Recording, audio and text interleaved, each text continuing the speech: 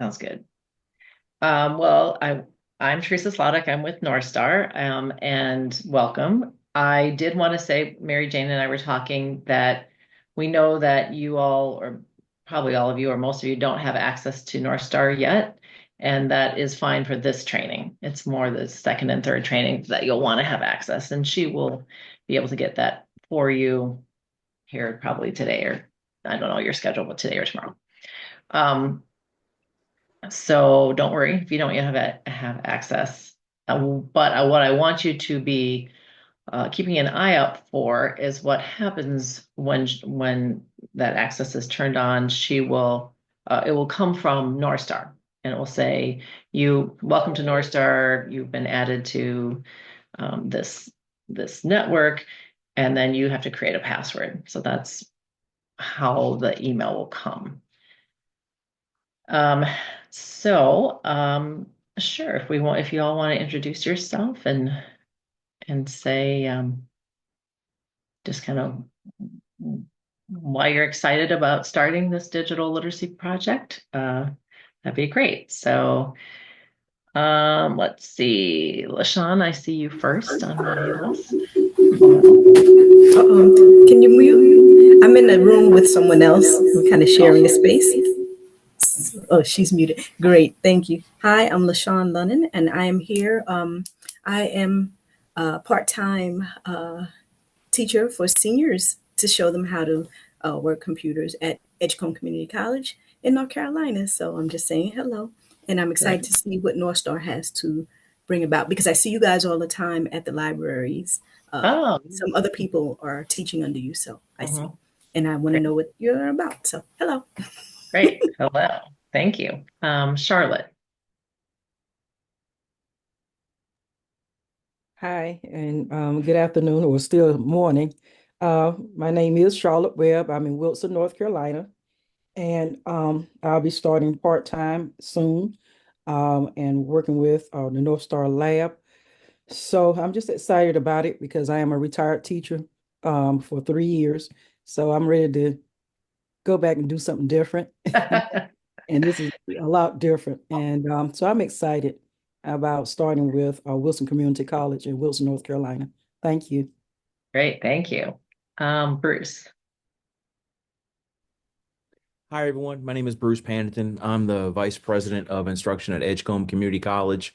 And since we've just gotten trying to wrap our head around understanding the grant that's applying to this, I wanted to be a part of it so that I could back up my teammates and fill in any gaps or whatever that they have. So I probably won't be involved too much with training number two because I don't know if I'll have admin access or not, but that's okay. I just wanted to be Mhm. here to kind of hear it, see how it goes, to be able to lend my support wherever my teammates need it. Great. Thank you. Linda. Hello, everyone. My name is Linda Ward. I'm the CCR Instructional Coordinator at Wilson Community College. So I do a lot of the orientations and during the orientation process that we have, we do the basic skills digital literacy assessment. So I handle all of that. And I'm just basically trying to be here for support for our digital literacy instructors. Great. Thank you. Pamela.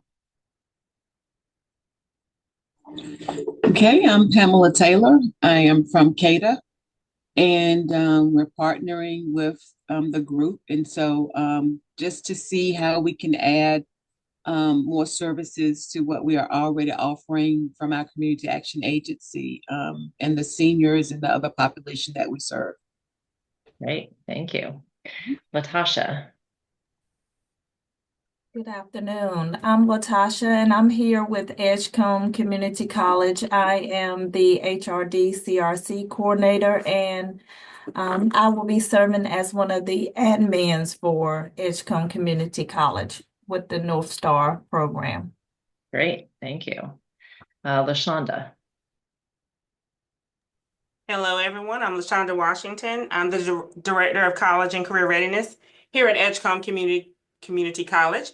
I'm here to support Latasha and working with the grant. And also just as a refresher, because we already use Northstar Digital in a CCR capacity, just looking for ways to expand and open to hearing, new opportunities and how we can expand on our programming. Thank you.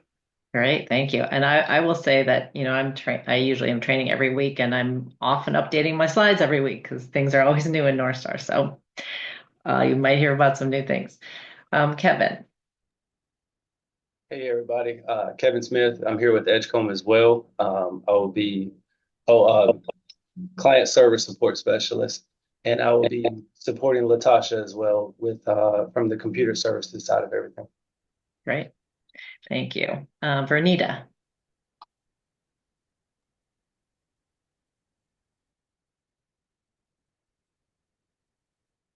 We can't hear you if you're talking.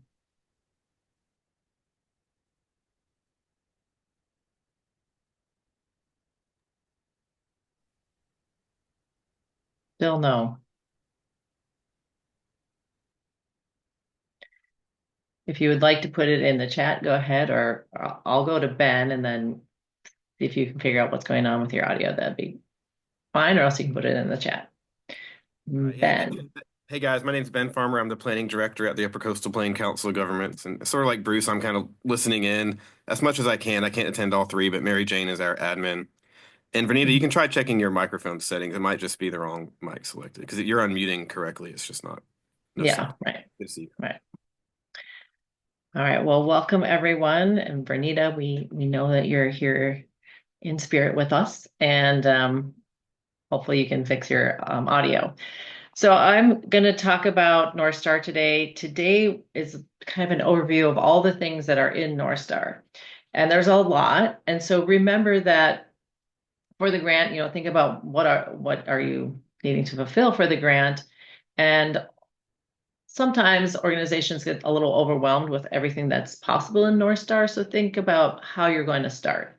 And you don't have to start doing everything, well, depending on the grant, but you don't have to start doing everything all at once. You can think about the progression of how you might use Northstar. So I'm going to go ahead and share my screen. Please feel free to interrupt me and ask questions. You can either unmute or you can put it in the chat.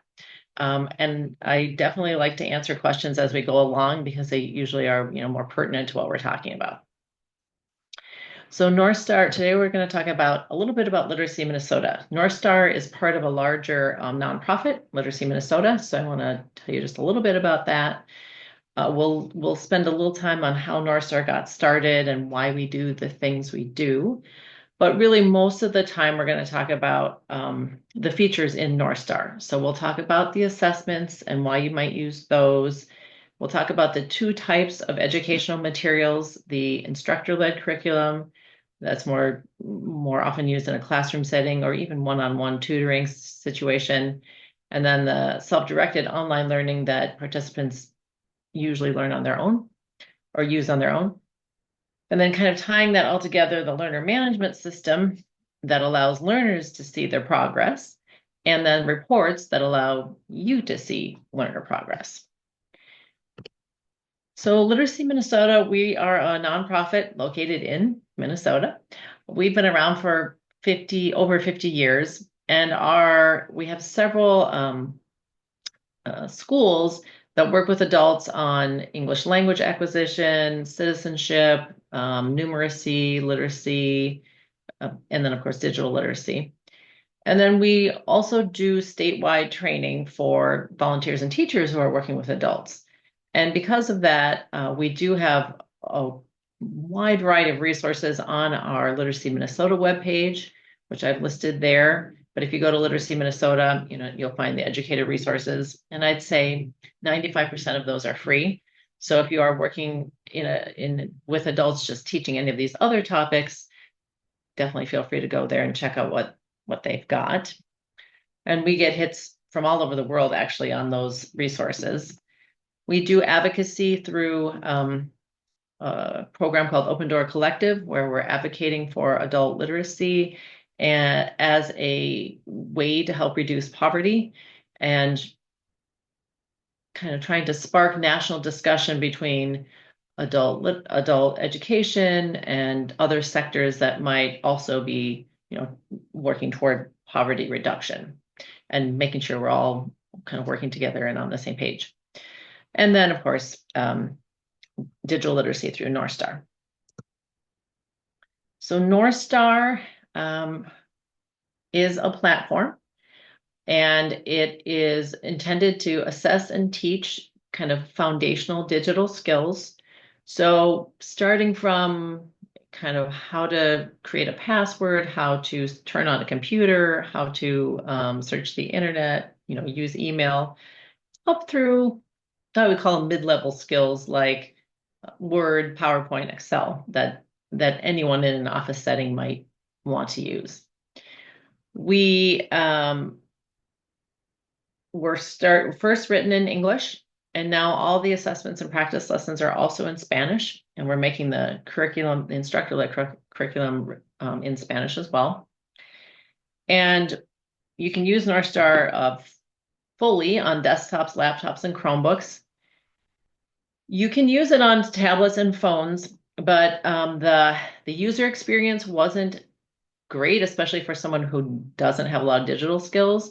So now we are in the process of making those, especially those foundational digital skill topics, mobile compatible, so that we know that sometimes the device that people have, that what they have is a phone. And so we want to make sure that you can do some of those beginning topics on your phone. As we do that, we're also working with an organization that specifically helps people with vision impairment. And they're looking at everything in Northstar to make sure it's all compatible with screen readers. And we're also, making updates as we need to. So in a nutshell, what is Northstar? It's an internet-based platform created by Literacy Minnesota that assesses and teaches foundational to mid-level digital skills. And it's important to remember that it's internet-based. So, as long as someone has a device and a stable internet connection, you can access Northstar from anywhere in the world. So we got our start about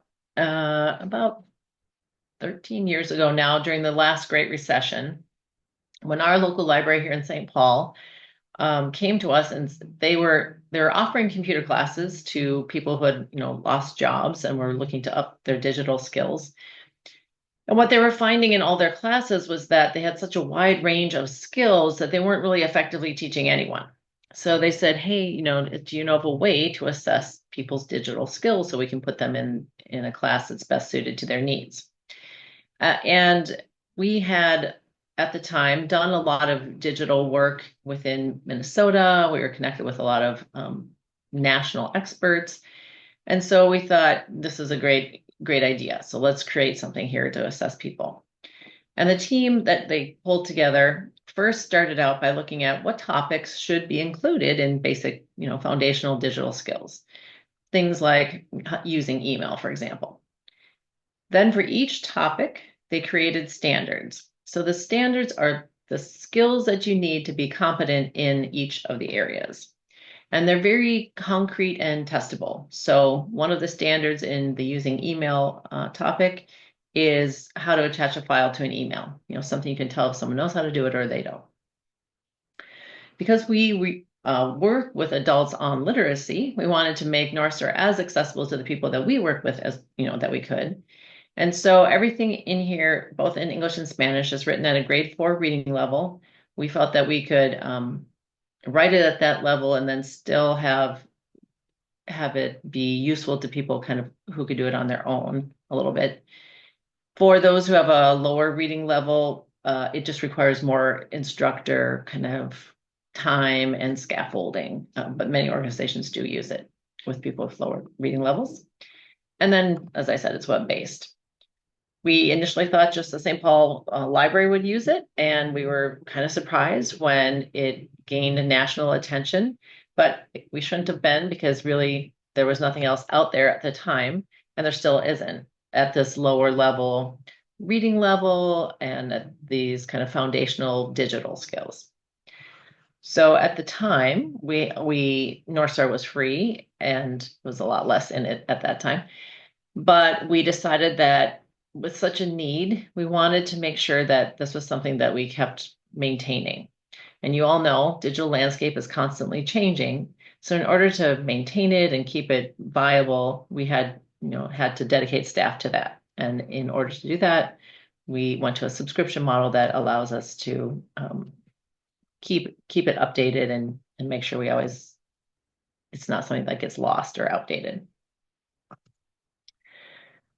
So I talked about the Northstar standards a little bit, and I just want to really make sure you understand that the standards are what connects everything in Northstar. So the standards link the assessments to the instructor-led curricula to the practice lessons.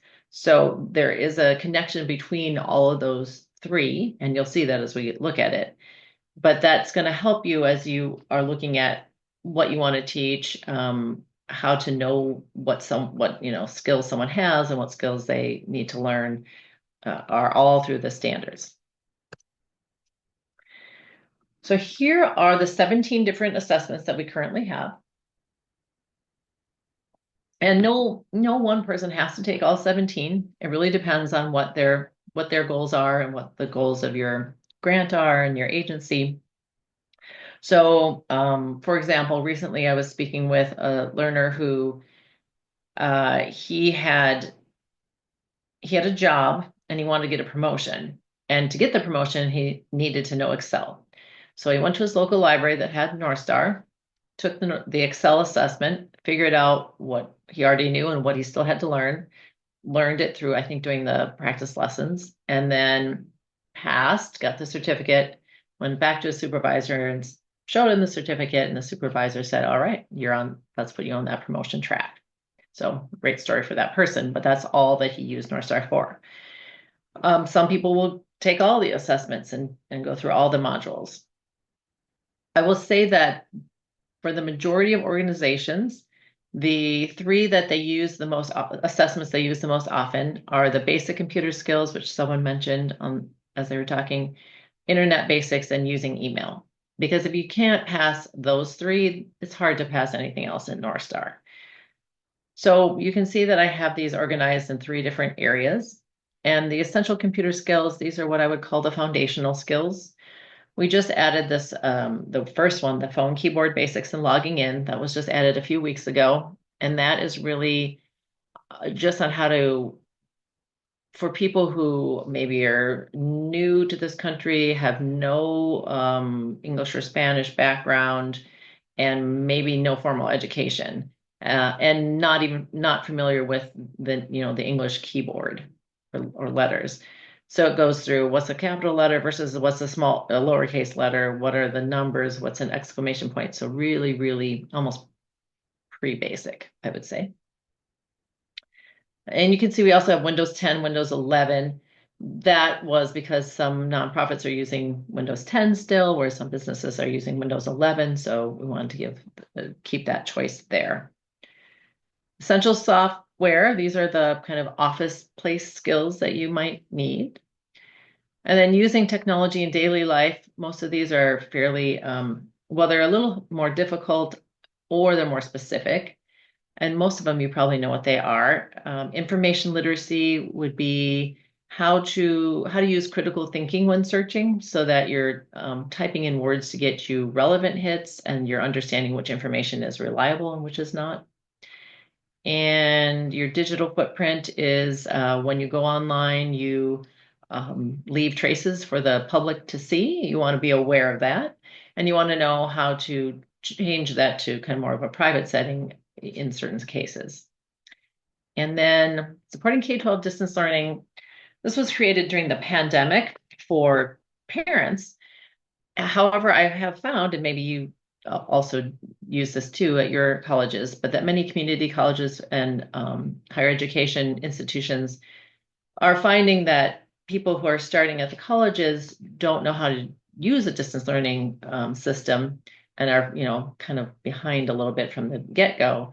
So they're having them go through this assessment just to make sure that they're ready, or maybe they need some extra training.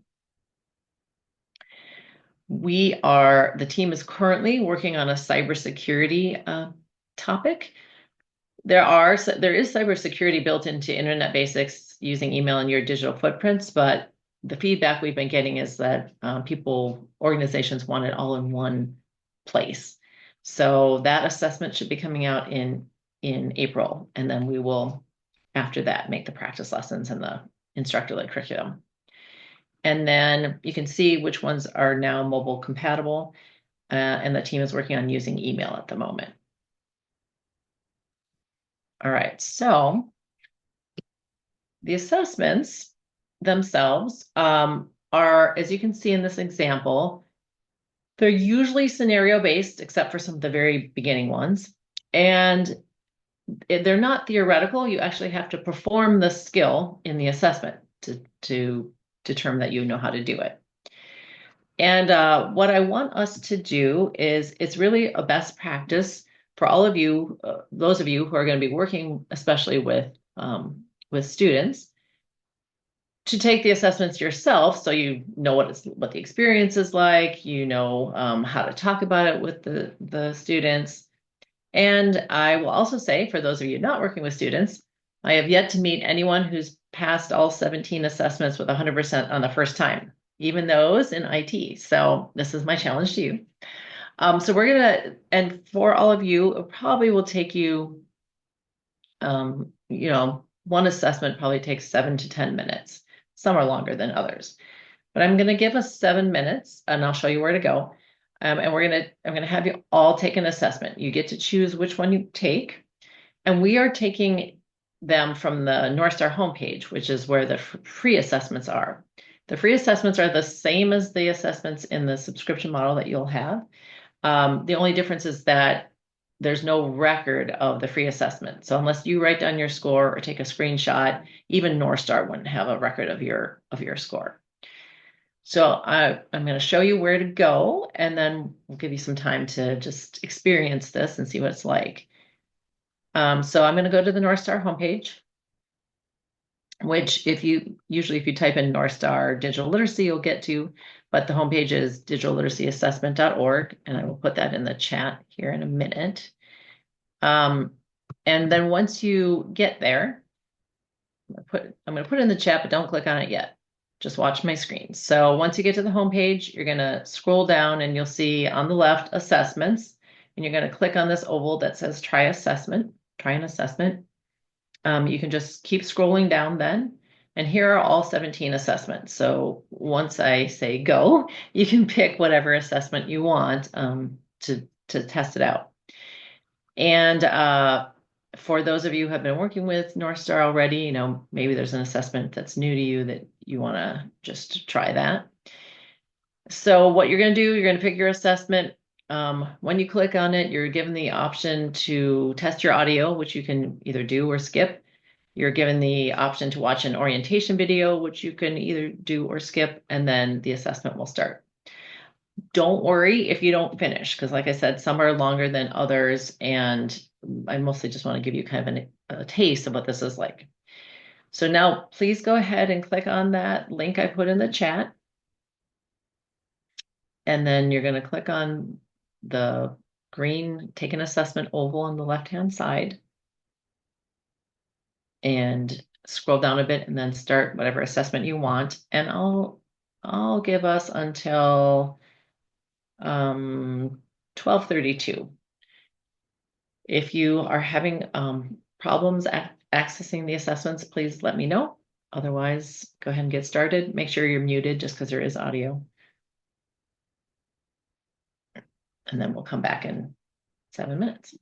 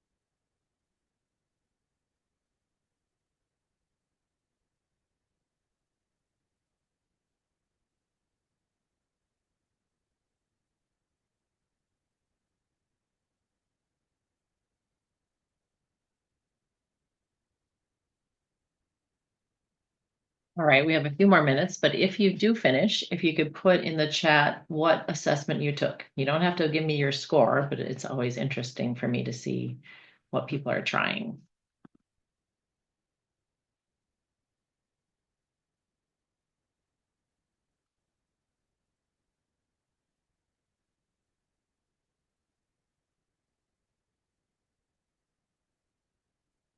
Your digital footprint, great.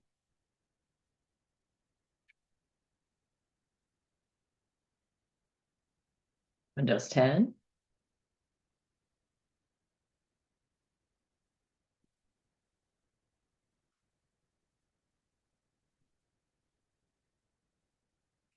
Oh, phone keyboard basics, that's a new one. Excel, a great variety.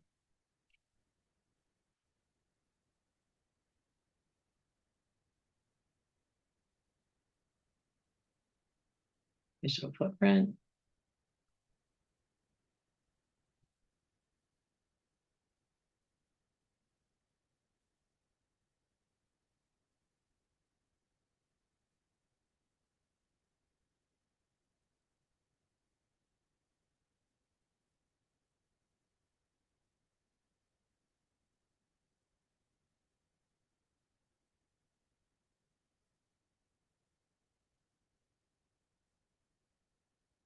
About another minute, and then it's all right if you didn't finish. Start talking again.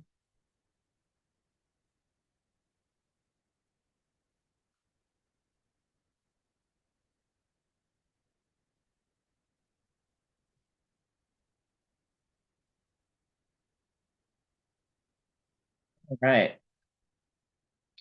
So if you didn't finish, that's all right. Again, I want to just give you an example of what it's like.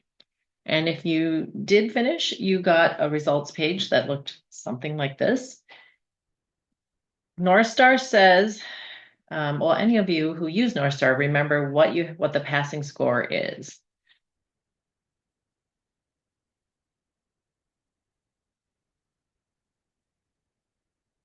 Anyone remember what the passing score for Northstar is? I haven't told you yet, so.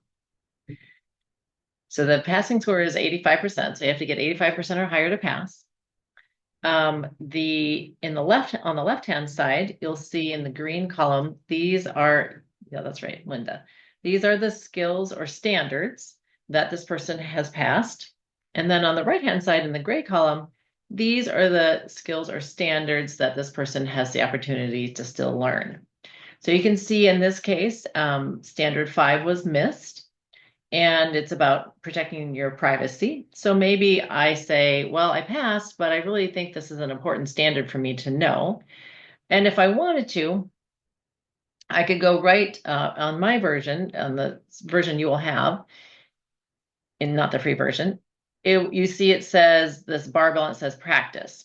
So if I click on that, I can go right to that part in the practice lessons and learn that standard. So, I pass, I don't have to do the whole lesson over. I can really just tailor it to what my learning needs are. Now, let's say my score was a lot lower and I hadn't passed. I could start the lessons at the beginning. Underneath this plum bar here, it says go to NSOL. And NSOL is our acronym for Northstar Online Learning. So you don't ever have to use the practice lessons with students if you don't want to, but it is something that they can use if you allow that. And they won't have to go from the results page to doing the practice lessons, but a lot of times people are kind of excited about their score, or they want to increase their score, improve what they've done, and they want to go right to doing the practice. So we've, made that possible here. I will say that I have learned a lot from taking the assessments myself that help in my own work day.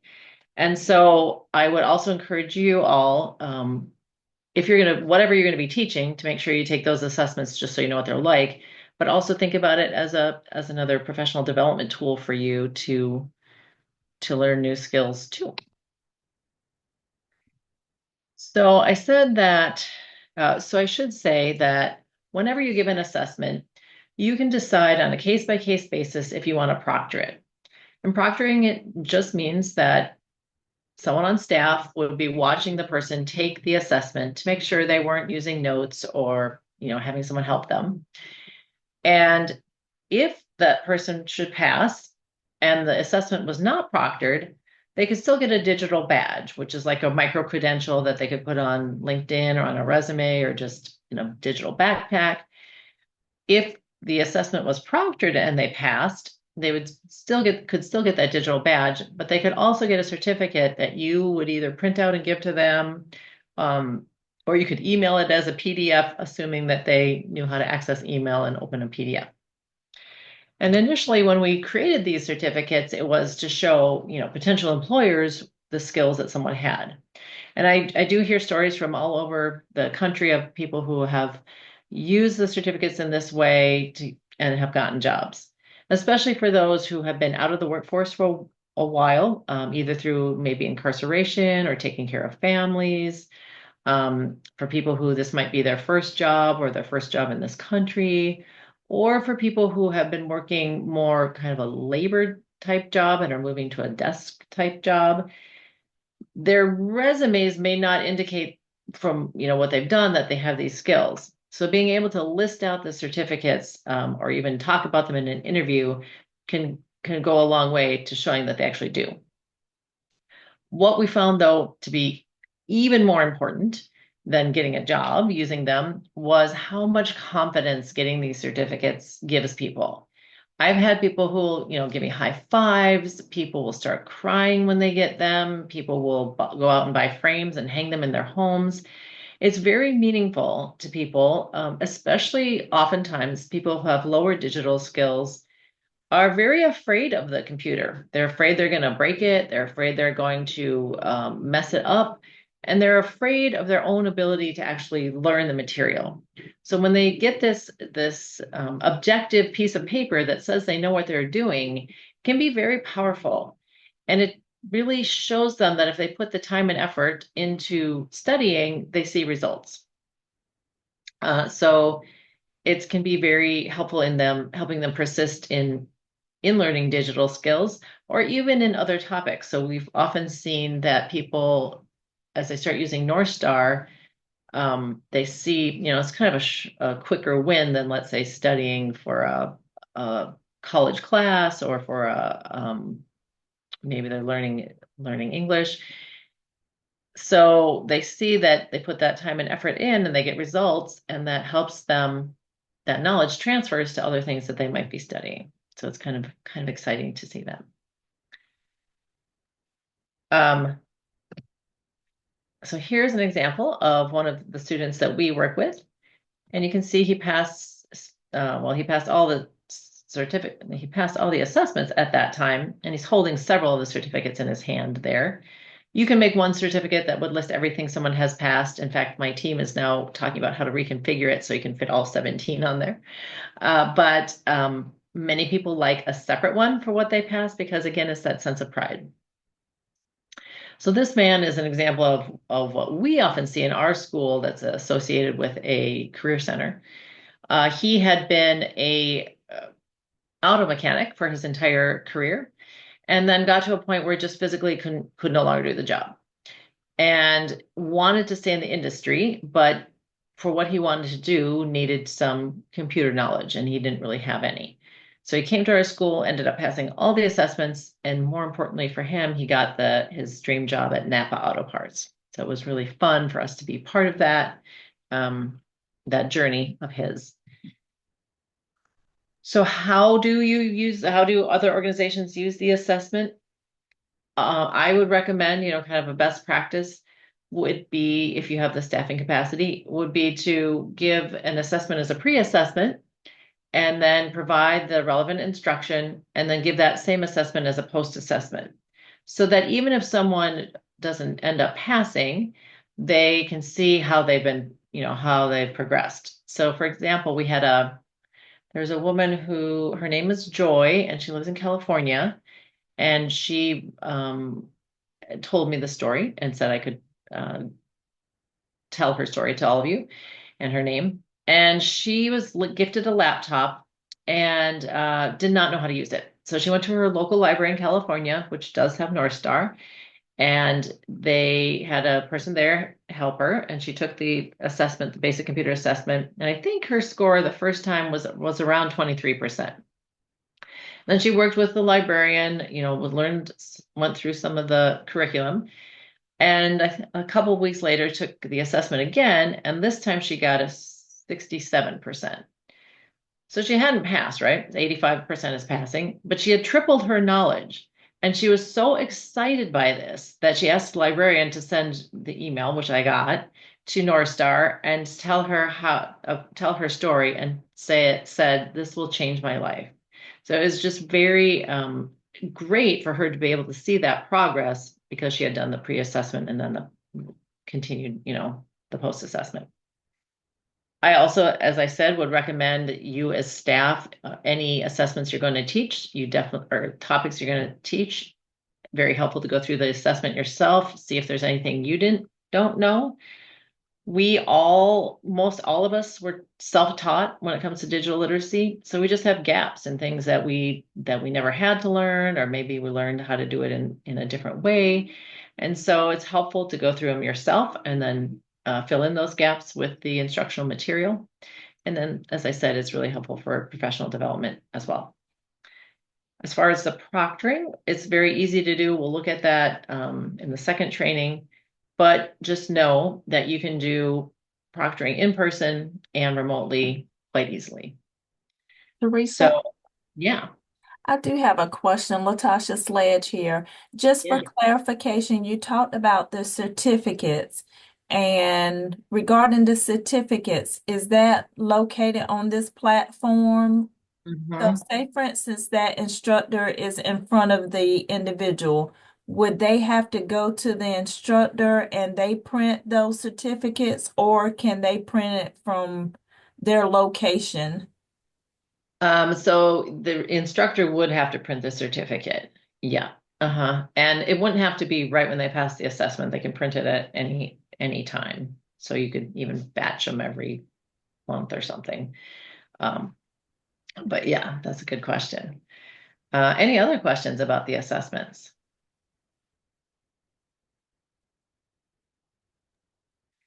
But the instructor or myself, if I'm logging in, I can determine if that individual has passed the assessment, or like I can't just go on what They Kevin say. Smith has indicated regarding him passing. I can log on and see that he's actually completed the assessment or that particular area and passed.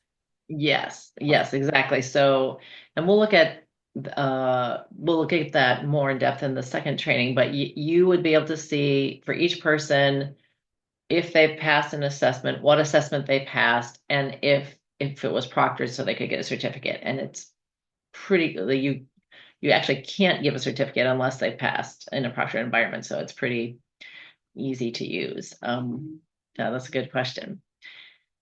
So you'd have to have verification. Thank you. You're welcome. Any So, other questions? yes, Teresa, this is Pamela. So with the 17, do you have to do them in any order? Can you go about? Oh, How does that work? that's a good question. So I'm going to just go back to that screen. So I would say that you probably would want to do the basic computer, internet basics, and using email first. If you were working with someone who had very, what you thought were very low digital skills, you might start with that phone keyboard, if they had never logged into anything. But you could even do basic computer first. So I think my preference would be to do basic computer first and then see if there's obviously something where they're just starting out they're not used to a keyboard. But those first three, so basic computer, internet basics, using email. After that, it really depends on the goals of you, your organization, and the person. As to where you go next. Many people will go just kind of in order, like I have on my screen, but you don't have to. I would say an operating system is good to go through two. So whether you're using Windows 10, Windows 11, or Mac OS, that's probably the next thing after those first three. And then from there, it really is more your preference.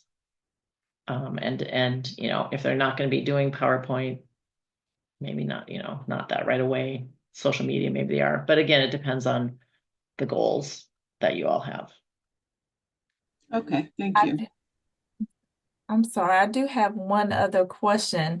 I know you mentioned in the beginning of the conversation that most individuals may not finish, but for example, if we have a 3-week course running, is that possible that they can finish these assessments in 3 weeks?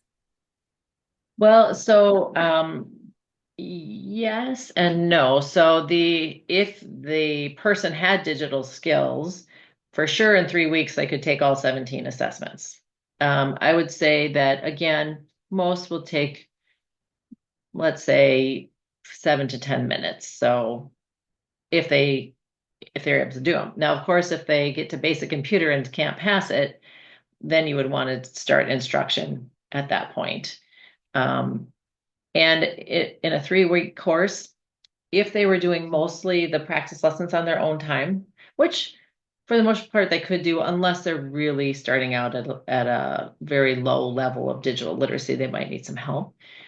But those each take, depends on how much time they had in that 3 weeks, but each of those takes about 90 minutes, but maybe less depending on if they have some of the knowledge already. So in 3 weeks, let's say that's 5 days, and you had 90 minutes each day, that'd be 15 topics. So most likely they could probably get through 17. Oh, and we only have 15 of the practice lessons, I guess. So they could. For those, if you're going to teach a class, there are many organizations who will say, okay, we want to make sure they know, let's say, 5 of these topics, and we'll give them all the assessments at the beginning and then have them work on their own. But then in the class, we'll cover some of those things we see as being the most difficult for the students that we're working with. And a lot of organizations will do that in, like you said, a 3-week period. As you'll see with the instructor-led curriculum, if you wanted to make a full class of it, you could take one topic and it would be about 15 hours total. But they're easy to pull from, and you don't have to use the whole thing. So pretty tailorable, is that a word, to your situation. And that's kind of what I'm envisioning, being that I have one of the instructors in the room with me. But I think to me, it sounds easier if you have students in front of you and you're kind of moving at the same pace together and you're working on topics. I even envision like, okay, this is your homework for Yep. the evening, and this is what we're going to cover tomorrow. Yes, I think that's a great way. And when you have a class, it's great to give them all the assessments, and then you can see what standards, as a class they've passed and where the bulk of the learning needs to be. So you can even, let's say the class knows standards 1 through 5, so you don't have to teach that, or just a quick review. And I do like your approach of having the class focusing on something in the class and then tying it to the standard and the practice lessons, saying, okay, here's your homework, go review what we just learned in class. Or maybe some people are a little farther behind and they could do some, extra homework to catch up to the class. That's a great way to use it. So thanks for sharing that. All right. So let's look at some of these instructional materials then. So the instructor-led curriculum, we have all the topics except for that first one, which is available, the keyboard one. It was actually, the curriculum was written by Tyson Foods, and they then came to us to make the assessment because they have a lot of line workers who are multiple languages from multiple countries who don't know the keyboard and need to use it to sign into their HR system. They have developed a curriculum. It is available for free, and I will give that to you in the third training. And it does tie in with the assessment we created for them. And then that's the only one we don't have on the instructor-led curriculum. You can see that about 2/3 of the way through translating it into Spanish. So if you have any instructors who speak Spanish and want to teach in Spanish, they could without having to translate it themselves. And the instructor-led curriculum is like more traditional classroom curriculum. It's like everything aligned with those Northstar standards. It's very easy to use. All the lesson plans look the same. They're kind of in the same order. They have the same components. We give you the words to say. We tell you when to show the handouts. We provide all the handouts and all the answer sheets. And so when I first taught it, I would say it took me maybe for each lesson, maybe 15 minutes to 20 minutes to prepare. And most of that was making copies. So it's just, as an instructor, really a joy I think, to use. Also very learner-centered, so created for adults with topics that we thought adults might find interesting, and a lot of interaction. We feel our philosophy is you can't really learn digital skills through lecture. You need to get in there and practice. And a lot of repetition. So much so that when I first taught it, I thought, oh, the people are going to get bored, but they loved it. I was completely wrong. They loved all the practice because it helped them feel competent in the skill.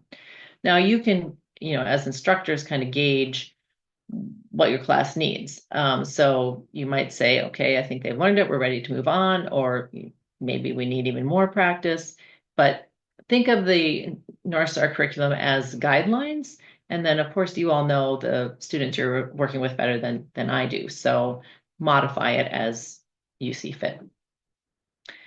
The lessons themselves are also very independent of one another. So again, if you just wanted to teach about phishing scams, you could pull out that lesson and just teach that rather than the whole topic, if that's what you felt was what was needed. So each unit topic, so a unit topic again would be, like using email or internet basics. Each unit topic has about 8 lesson plans per unit topic. And then the curriculum developers felt that if you did everything from start to finish, it would take about 2 hours for each lesson. So about 15, 16 hours for each topic. But again, you're going to, pick and choose what you want to actually teach in the classroom versus what people are doing on the practice lesson. They may not need all the standards. So that timeline, you can play with that quite a bit. Each topic also has a final unit project that's more academic, that you can use in a more academic way if you want to. And it consists of taking all the skills that have been learned in the topic, all the digital skills, and then a couple paragraphs of reading. And you can use it in a way where either people just read the paragraphs, or you can go delve into it in more of a looking at topic sentence, looking at supporting sentences. That's also built in there if you want to use it that way. But ultimately, they take that knowledge and create a project that's more kind of something you do in the real world. So if you have students who are, maybe they've kind of passed the assessment and they're ahead of the class, this is a great thing to give them to keep them interested in the topic while you're working with the rest of the class on learning the skills. You can also use these lessons for one-on-one instruction, and if you have tutors or digital navigators. And you can use the instructional guide in person or remotely. And we'll see that in the third training when I'll teach it to you remotely a little bit to show you what it's like. So this curriculum was written by people who have taught adults, and they took kind of best practices in adult learning and applied it to creating the lessons. So every lesson starts with a warm up. We know that adults come with a lot of wisdom. We want to tap into that as well as get them talking. And then it allows the instructor to see where someone's at so they can make that bridge to the material that you want to teach. There's also a we will learn section that are the objectives written in a student-friendly language. Adults like to know, what they're going to learn and how it's important to them. And then there's a model and explain piece where the instructor is modeling the skill and explaining what they're doing. Then there is an opportunity for the whole class to practice the skill together. So you as an instructor can make sure that, everyone's following along. And oftentimes they're not. So you can then pair up those people who are understanding how to do the skill with those who haven't yet learned it. And that gives the person who knows the skill already a chance to teach it and learn it better. And the person who doesn't yet know it a chance to practice some more. Ultimately, there are individual worksheets that people can do, and then you come together as a class and go over that. There is vocabulary work that's explicitly taught, and then you kind of wrap up with looking at a check for comprehension. So as we kind of look further into this is sort of a little bit of a blurry screenshot, but showing you this is what all lessons look like. The first page of all lessons look like. So it gives you what the topic is, internet basics, the number of the lesson 7, what it's about, internet privacy, excuse me. And then in the upper left-hand corner, it tells you what standards are taught in this lesson. And all topics have what we call a scope and sequence that lists all the standards and then where you can find what lesson you can find each standard in. So very easy to locate what you want to teach. On the right, it tells you the vocabulary that will explicitly be taught in this lesson. In the middle, the technology concepts, this is telling you what the objectives are, kind of written in instructor language, as well as any teaching tips that you might need to know before you start. And then the bottom tells you basically what you're going to need to do to set up for the lesson, if you're going to be projecting any information, and if there's any handouts that you should be giving out. And then if you're doing this remotely, you can just click on those blue links and it will show those handouts on the screen. So as we kind of look more into it, here's an example of the warm-up. So you can see that it gets people talking, helps you to see, especially that question, what can you do to keep your personal information safe? If they're answering, well, I can hide my credit card in my sock drawer, or I don't write it down, that they're probably not using it on the internet, right? So it gives you an idea of where they might be. And then the we will learn section. When I first taught this, I thought, I'll write this on the board. We'll go over it in, half a minute, and then we'll move on. And again, I was wrong. People loved this. They loved to see, I found in digital literacy in general, people like to write down things and save the handouts and refer back to them. So people wanted to write down the objectives in their notebooks. They wanted to talk about any words they didn't understand. And they were English language learners, so they also wanted to practice pronouncing the words. But it became a really nice way to start the lesson because people were really engaged. So this is an example of the model and explain piece. So you can see that Northstar gives you the words to say. And this is great because it maintains consistency across, all your grant recipients. And a lot of times we know how to do things, but we may not know the correct terminology. And so here you have that terminology, because if you're working with someone with lower digital skills, if you are inconsistent in your use of terminology, like let's say I called something a blue navigation bar at one point and a blue ribbon at another, that's going to be confusing, and that's going to kind of make them a little more anxious, I guess, about learning the material. And then along those same lines, I'm sure it's been a long time since any of you did not know how to turn on a computer or use the internet or search email. And so we just forget what it's like to be in that place. And when we don't remember, we sometimes use jargon, or we'll assume that people know things that they don't. And if someone's already kind of anxious and afraid, that's going to just sort of push them away. So in what Northstar has written, it's attempting to kind of meet people where they're at and describe things in a way that doesn't assume that they have a lot of background knowledge. So, and it's easy then for you because you have tells you what to say and when to show the handouts and gives you kind of a roadmap. This is an example of a handout, but the main reason I wanted to show it is you can see if you look at the first names in this handout, they come from a variety of different cultures.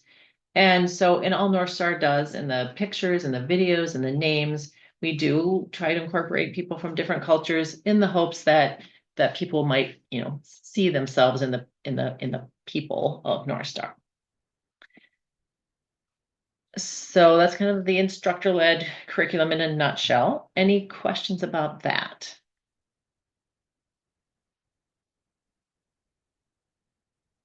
Okay, and remember, it's connected with the assessments by that results page will tell you what standards this person needs to work on, and then the curriculum has that scope and sequence that would tell you where the standards, what lessons the standards are located in. Okay, so next, I want to show you the self-directed practice lessons. And I think it's important to know that you can either just use the curriculum, you can just use the practice lessons, or you can use them in tandem like we were talking about before. So they're all linked by those standards and they do complement one another and they can be used independently as well. So here are the topics that we have the practice lessons for. The only two that are missing are, again, that newest one, the typing, the keyboard skills, and then the other one is the K-12 distance learning, where we're thinking of revising that to be more adult-centered and are waiting until we revise that assessment until we create the practice lessons. And you can see that the team is working on making the basic computer and using email mobile compatible in these two. So I want to show you what these practice lessons look like. So I'm going to go ahead and I'm going to click on this link. You'll see a picture of a laptop on the screen. You'll see some words above it. And then you should hear the audio reading the words after like a little bit of a lapse. So I'm going to go here now and show you this. Well, I hope I'm logged in. I am. Okay. Here we go. If you look closely at the outside of a computer, you will see buttons and many small holes. These holes are usually called ports. Each port has a specific shape for different uses and different types of plugs. So you can hear that she reads very slowly and clearly. You can speed up the audio, you can slow down the audio, you can turn off the audio. There's closed captioning for any embedded videos, and you can also switch between English and Spanish. And the way that Northstar practice lessons work, as I mentioned, we feel that you really need to get in there and practice the skills in order to learn them. So I'm going to click on the next button and show you an example of the practice piece. Here's the instructional piece. I'm going to show you an example of the practice piece. Here is a flash drive that you can plug into a computer. Click on the port that matches it. And then if I click here, I'm told, yep, this is a USB port. If I had clicked on the headphone jack, I would be told, no, this is a headphone jack. Look for something that matches the shape of the flash drive. So there are some kind of prompts built into this so that to help people learn. And the way it's organized is you'll have a section with, instructional pieces, practice pieces, going back and forth, and that will cover several standards. And then there'll be a little quiz, like a 3-question quiz. And the system will say you're ready to go on in the lesson or go back and review what you just saw. And there'll be 3 or 4 of those sections in a topic. And the last one will say you're ready to take the assessment again or go back and review X, Y, and Z. So very tailored to each person's learning needs. This is when I was talking about before, if you're to do the practice lessons from start to finish, each topic would take about 90 minutes. However, you don't have to do it all at once. So let's say someone has 10 minutes between classes that they want to work on it, and then want to come back to it in a few days and continue on. It will save their progress and start back up where they left off. So in order to do that, the learners themselves have what we call a learner dashboard that lets them view their progress, how they've done, and what they have available to themselves. Oh, here's where I have to see if I actually remember to log in. Sorry, I had a couple meetings before this and I haven't logged in. Oh, what's going on? So let me just log in. This is not something your students have to do. This is on our side as staff in Northstar. So there's a lot more steps that we have to do to keep it secure. And one of them is this ever-changing code. So it doesn't matter if you saw it because it's going to change in the next 30 seconds. But that is one thing we do to help keep Northstar secure. So this is the learner dashboard. This is what the learners would see. And you can see that all the topics are here. And if we let's look at the internet basics in purple there. I'll make it bigger. This outer ring is showing me how well I've done on the assessment. So if it was a full circle, I would have gotten 100%. And then the inner ring is showing me how much of the practice lesson I've completed. You can see here in Internet Basics, there's a hexagon in the middle, another one in email, and not one in Windows 10, right? So the hexagon indicates that I've passed the assessment. And if it's in gray, like it is in Internet Basics, that means it was unproctored. And if it's in color, like the email one, that means it is proctored and I could get that certificate. If I then click on the lessons, at the top, the barbell where it says start practice, that would start the lesson. Or if I was, coming back after having done some, it would resume at the place I left off. And then if we look at below the two rings, we see these tabs. If I go to the standards tab, this will show me if I took that assessment, what I've missed. And then over here on the right, if I've done the practice for it or not. So in this case, if I only missed 2 standards, maybe I would just want to pinpoint my practice rather than doing the whole lessons. When we were talking earlier about how you might use this in conjunction with the curriculum, I just clicked on the practice tab. And you can see that, well, first of all, there's these capital bolded words. Those are those sections I was telling you about that have the little quiz with them. So in Internet Basics, there's 3. There's connecting to the internet, has a quiz, using the internet, and staying safe online. But then these bullet points, these are the standards. So again, this is how the standards are connected in the practice lessons. So let's say someone missed a class and you had taught how to fill out an online form. You could direct them to click here and then they would review that section, of the piece they missed. Or again, like you were mentioning, maybe you taught on top of my screen, demonstrate knowledge of browsers and identify how to use browsers. And you said, okay, we taught this in class, we learned it. Now I want you to go home and do the practice lessons as homework. So you can be very specific in what you have people look at. You too, of course, as instructors can see how individuals are doing. So there are many reports in Northstar on the individual, and I'm just going to show you kind of one that's more of a overall report card. And so this one is for Theresa, the learner. And if we look down here under the word module, these are the topics. And if I hover over the icon, it tells me what it is. And then under best score, that's just what it sounds like. So it will tell you how many times someone's attempted to take the assessment. and it's color coded. So those in green are the assessments that have been passed, and those in yellow have not. Then if I go over to practice lessons, this shows me how much of the practice lesson, the student has done. Under badge, it tells me if they've earned a badge or not by passing. And then here under the word certificate, if you see in this column, this gray box where it says certificate, that means they passed it in a proctored environment, and you can print out a certificate right from this page. So that's how you know when they actually have earned a certificate.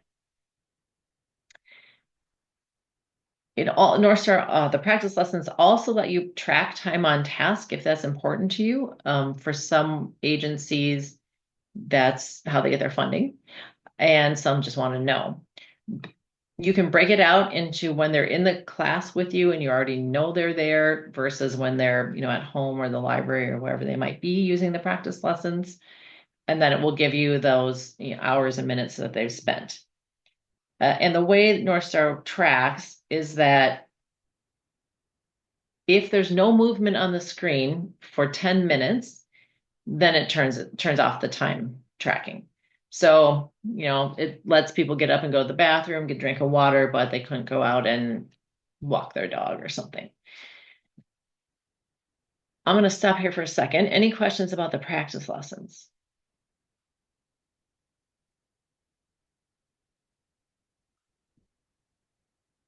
Okay.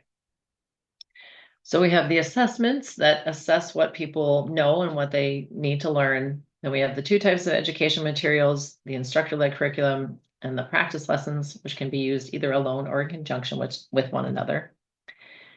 But in order to let people use those practice lessons, you have to add them to the learner management system. And the only information you need in the learner management system is the first name, a last name, and an email address. Now, sometimes, probably not as much in your situation, but maybe sometimes people don't have an email address or don't know how to use email. And that's okay. You can always assign them an email address. They don't even have to know how to use it. It's just a way of signing in.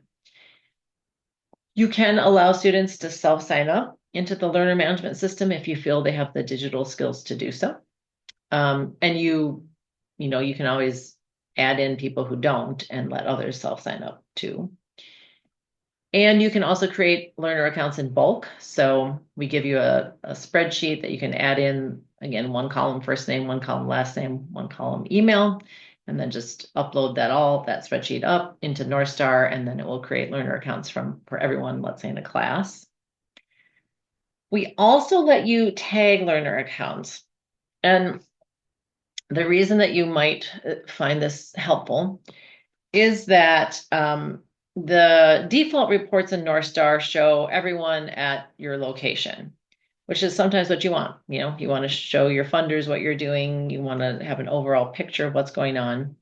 But there may be other times when an individual instructor just wants to see the people in their class. And so tagging would let you do that. You create the tags. They can be whatever you want. The only thing Northstar doesn't let you do is like personally identifiable information. So no social security numbers, no driver's license numbers, no birth dates. But that would then allow you to look specifically at people in a particular class, let's say. I do want to show you some of these bigger picture reports that are helpful for the grant or the agencies. It'll take just a little bit of time for them to come up. But here you'll see under where you see the green rectangle that says filter results, there's kind of a dashboard that shows you how many learners you have at this location, how many hours they spent on the practice lessons and in the assessments, how many total assessments you've given, what your pass rate is. And then we have just recently added the assessment gains. So this will show you on average from the first time someone took an assessment to the last time someone took an assessment, how much have they gained? What's the skill gain level? And then you'll see how many badges have been claimed and how many certificates awarded. Like I said, you could filter this by instructor if you wanted to, or maybe if you're looking at different zip codes or something. And then if we scroll down the summary report on the left, this shows you how many assessments of each type have been given. And if you hover over the piece of the pie, it gives you the exact number. So again, helpful to show your community and your funders, but also let's say you are giving people the opportunity to pick whatever assessment they want to take. You can see that in this particular organization, a lot of people are taking Windows, not many in Mac OS. So maybe you decide to have a class on Windows, and for those interested in Mac OS, they do the practice lessons on their own. And then if we scroll down, this bar graph shows us what percentage of each type of assessment has been passed. So here you see that in this example, email, pretty decent, 67% are passing, whereas PowerPoint not as easy, 33% in this population are passing. So then maybe you decide, well, if someone comes and takes an email assessment and they don't pass, we could probably start them on the practice lessons because it seems fairly easier for this group of people to learn that. Whereas PowerPoint, a lot of people are having difficulty with. So maybe we offer a class on that instead. So it can just kind of help you inform your instructional time, how you use your instructional time and energy. Then if at the top I was on summary report, if I go to detailed reports, you get some of that same information. But you see by topic the skill gain in that particular topic for everybody. And then if you click on view report, you can see how long on average it's taking the people that you're working with to take. And that can be helpful if you are going to proctor, so you know kind of how long that might take. I would say 15 to 20 minutes is a good average for lower digital literacy learners. Sometimes there is no time limit on the assessment. The longest I think I've personally seen was 35 minutes, and that was some very low digital skills and also lower English language skills. If you scroll down, you can see the questions that people are having problems with in aggregate. So you can see question 6, a lot of people are struggling with that question. And if you scroll down further, that will be indicated by this brown triangle. And you can see that, okay, that's related to standard 15 about how to work with tabs and windows. So maybe that's something that, we spend more time on in class because people seem to really struggle with this standard. You can also open the actual question here by clicking on the words. So you can see, I'm going to make my screen smaller so you can, oops, see this or not. Well, it's quite big. But anyway, you can see what the question is. I would never say to teach to the test, but maybe the question is asking for you to pick all the answers that are good, and someone's just choosing one. Or maybe there's a word in the question that they don't understand. So it can give you some insight as to what might be causing confusion about this question and how you might want to make sure that you're covering that when you're teaching. So, hey, that was fun. So a few things about administrative topics. So you should have 2 to 3 administrators.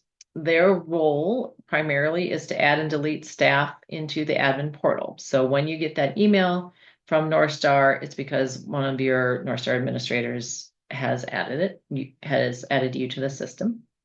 And they can also set some organization-wide parameters in Northstar. There are 4 kind of roles in Northstar. One is that Northstar administrator. One role is called staff. That's what we call it. And it's really anyone that you want to be able to get into the admin portal and access reports or add learners to the learner management system or access the curriculum. They would all be considered staff. And you can have as many staff as you need. The third category are proctors. And proctors have all the access that staff do. And they've taken like a 15, 20-minute video training on how to do proctoring. And once they take that training, they take a little quiz and they get their own, when they pass, they get their own alphanumeric code. We call it proctor pin. And that code is what lets you do the proctoring. So again, all your staff could be proctors if you want. One person could be a proctor if you want. It depends on your setup. But Northstar is not going to limit how many proctors you have. And then the fourth group of people, of course, are the learners. If you want to, you can advertise on our homepage that you are providing Northstar. And the way it looks is if someone were to go to our homepage, they can put in their zip code, or someone can help them put in their zip code and see all the places that offer Northstar near them. Now, of course, you don't have to help someone that doesn't fall within the parameters of what you're doing. But if you want to put up your name, your organization's name on there that you're doing this, it's also, I've seen with the Digital Equity Act, states go look at everyone in their state that's providing Northstar already as potential recipients of funds when the states get their Digital Equity Act money. So not a bad thing maybe to have. We also have a online help desk. So if you have any problems with Northstar, if you have any questions about how to do anything in Northstar, or if you have suggestions on how to make Northstar better, we'd love to get those. We actually only have a staff of about 5 full-time equivalent people. But they do keep a spreadsheet and they list all the suggestions that we get. And then the more times we hear that same suggestion, the higher up on the list it goes, so that those that reach, the couple top positions, then we find the funding to make those changes. And that's how actually Spanish translation came about, because so many organizations requested that. And then you can integrate Northstar into these platforms using an LTI. Your IT people would know how to do that. We provide the documentation. And what else? Oh, we are right now in the midst of piloting single sign-on. So if people at your organization are signing on to your systems and you want them to be able to kind of pass through to Northstar, that should be available here sometime in the spring. I think that's what I was going to say. Yeah. What questions do you have, or brainstorming thoughts do you have with the group?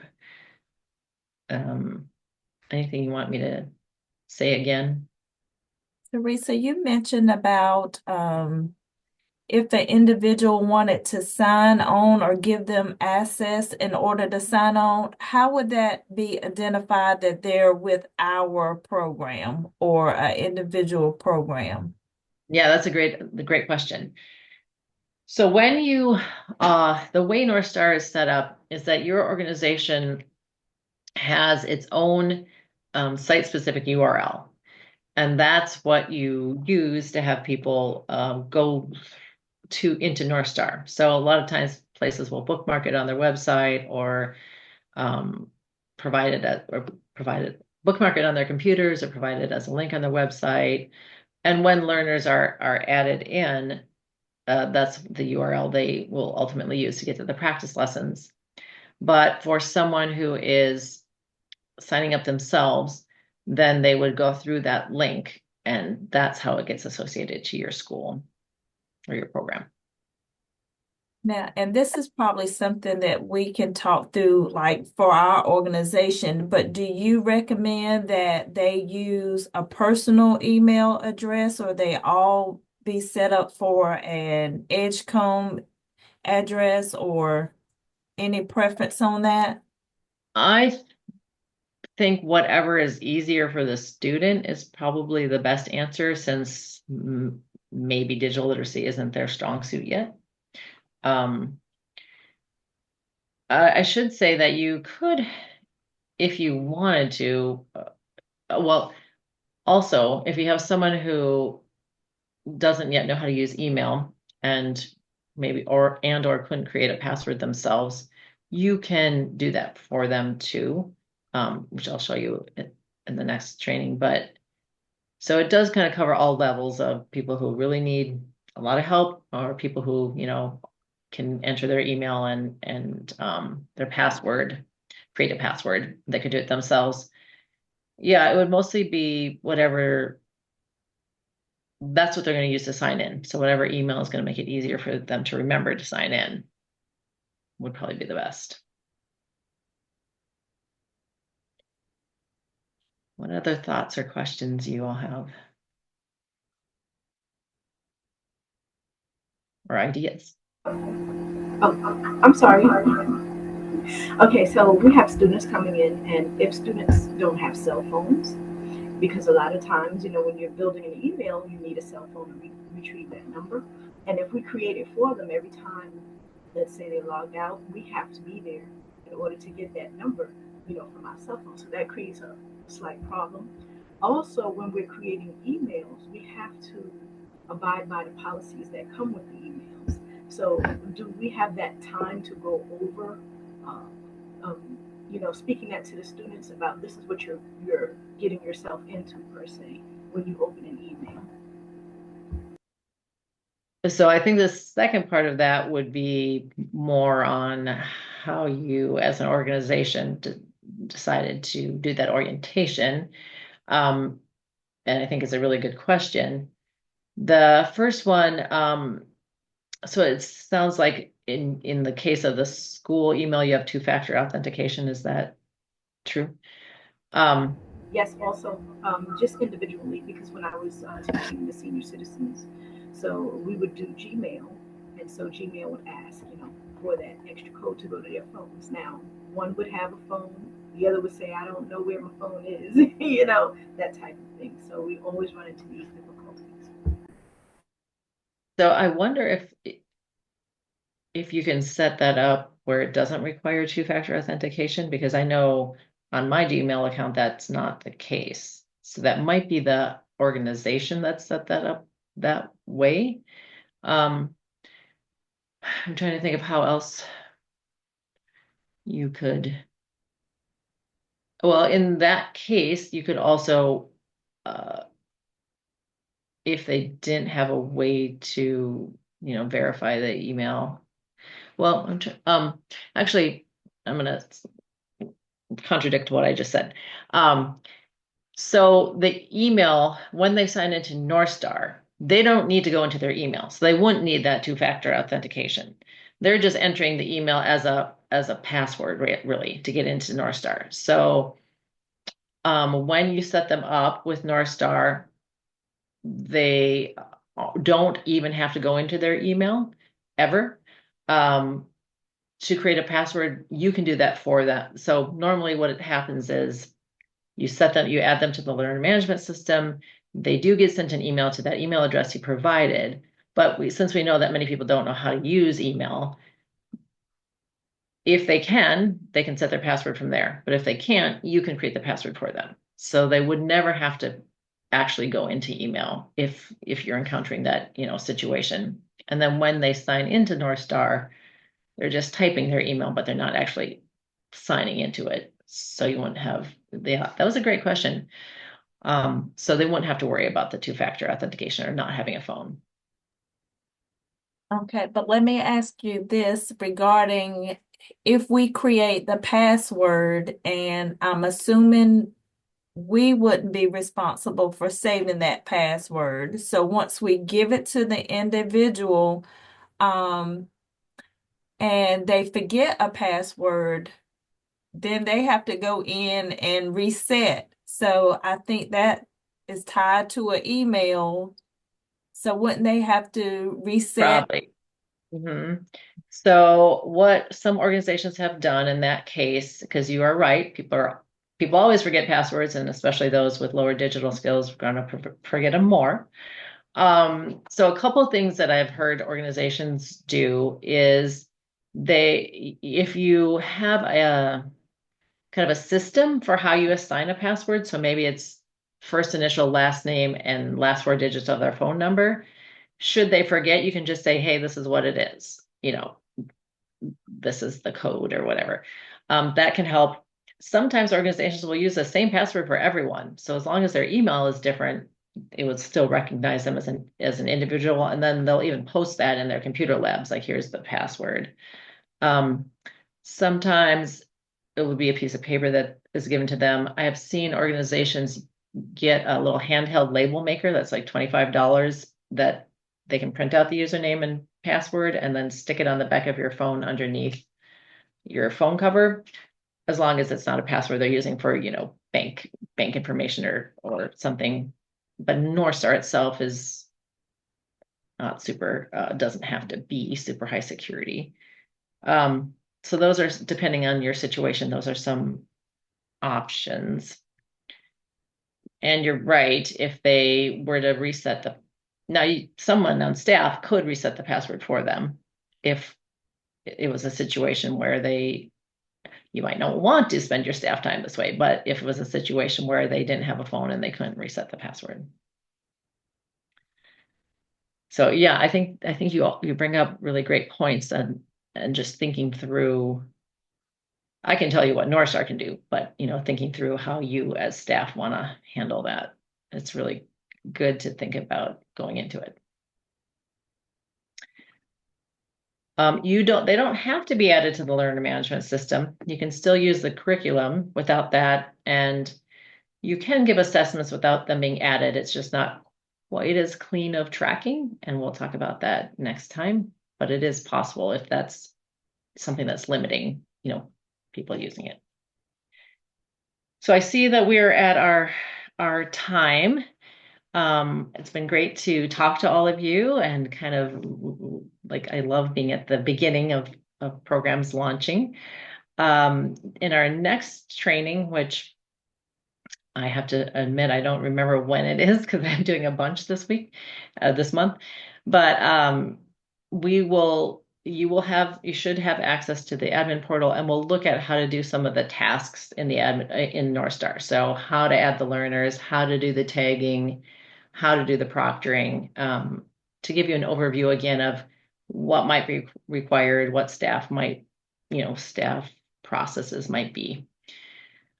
So I hope you all have a great rest of your Tuesday. Today's Tuesday, right? And I will see you soon. You're welcome. Goodbye, Theresa. everyone. Thank you. Thank you. Thanks, Theresa.